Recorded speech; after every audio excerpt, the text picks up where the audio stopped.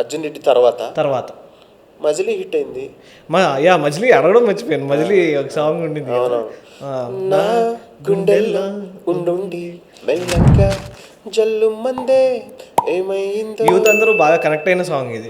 First love story. Shiva Nirvana గారు చాలా మంచి సూపర్ డైరెక్టర్. ఆయనకి సాహిత్యం మీద కూడా చాలా అవగాహన ఉంది. అర్జున్ రెడ్డి ఫంక్షన్ లో ఆయన నేను ఒకే సోఫాలో కూర్చున్నాం అనమాట. రాంబాబు నువ్వేనా రాసిందంటే నేనే సార్ అంటే, సార్ అప్పుడు నేను నిన్ను కోరి టైంలో కలిసి ఆయన్ని. ఓకే.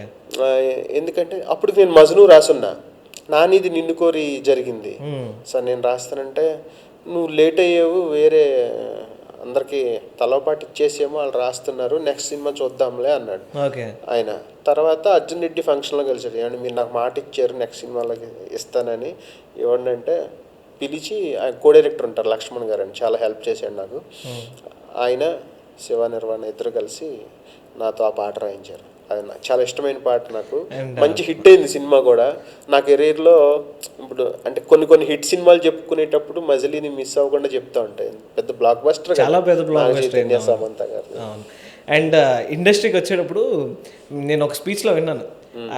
మీరు చెప్పడం స్పీచ్ అనుకుంటా, నేను ఇండస్ట్రీకి వచ్చింది బాలయ్య గారి పాట రాయడం కోసం అని చెప్పేసి అన్నారు కదా.